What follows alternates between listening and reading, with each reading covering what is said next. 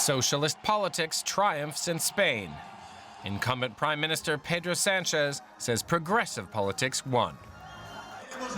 Spaniards have sent a very clear and categorical message to Europe and to the world that it is possible to win against reactionary, authoritarian and repressive politics with progressive proposals. But forming a ruling coalition won't be easy. One likely ally is the anti-austerity far-left party Podemos, led by Pablo Iglesias. The election mobilized a huge number of people, over 75% of the electorate, including those who support the far right. Enter Vox, an anti-immigration, anti-feminist party. It's the first time a far-right party has gained seats in Spain's parliament since the days of General Franco. This is only the beginning. We told you about our goal to initiate the reconquest, and that's exactly what we have done. This is a reconquest with a voice at Parliament as of today. We can now say loud and clear to the entire country that Vox has come to stay. The country's mainstream conservative party, the People's Party, suffered big losses. It was their worst election to date. Spanish politics, like elsewhere, is becoming more polarized. The election was pitched by Prime Minister Sanchez's Socialists as a bid to stop the far right. Very happy, because I thought that the extreme right would win a lot more. But Spain reacted to stop that. So I'm very, very happy. The Socialists won, but for the first time since the end of the military dictatorship, the far right are now part of Spain's national politics. Let's go straight to Madrid for the latest now in DW's Lisa Lois. Good morning, Lisa. This is a qualified victory for the Socialists, isn't it? Which parties will Prime Minister Sanchez now be reaching out to form some type of stable coalition?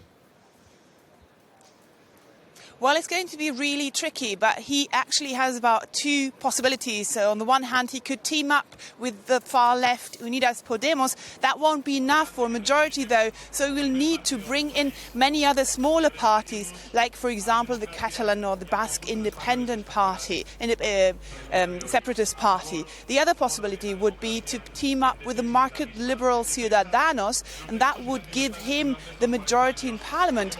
Coalition-wise, that would be easier. When it comes to the ideology, though, it's going to be tricky. This election campaign was very much along ideological lines, and it's kind of difficult to see how these two parties that were very much fighting with each other about economic programs, but also mainly about the Catalonian question, will then come together and form a coalition pact. Okay, now, Lisa, on the other side of this ideological divide that you mentioned is the far-right Vox party. How will they be influencing national politics now that they take up seats in Parliament? Well, Vox has gotten into Parliament, will get into Parliament for the first time since the end of the Franco dictatorship 40 years ago.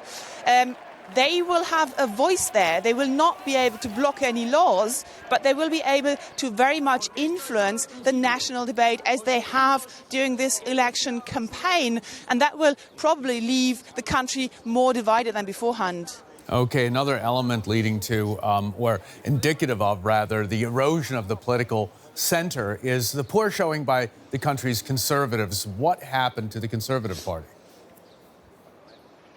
Well, it was quite a disaster, really. They plummeted. They only are left with very few seats compared to what they had beforehand, at least. Now, during the election campaign, they already moved very much to the right, trying to grab some of the votes that might go to Vox. Looks like Ciudadanos, the market liberal party, might become the right's #1 party in the near future, at least if this trend continues. So there's a lot of soul-searching to be done by the People's Party. The Catalan independence movement has been dominating Spanish politics for a while now. Where does this election leave them? Where are the Catalonian separatists at this point? Well, it really depends on what the outcome of the coalition talks will be. obviously they have gained some seats in Parliament, but that will not be enough to make sure that the government takes a softer stance if they don't get into Parliament. If PSOE teams up with Ciudadanos, it might be really complicated for them. If PSOE goes down the Unidas Podemos and other party, smaller party road, that might actually be good for them, because then there would be more of an open door to some kind of conciliatory talks. Lisa, thanks so very much for that from Madrid. Lisa Lewis for us this morning.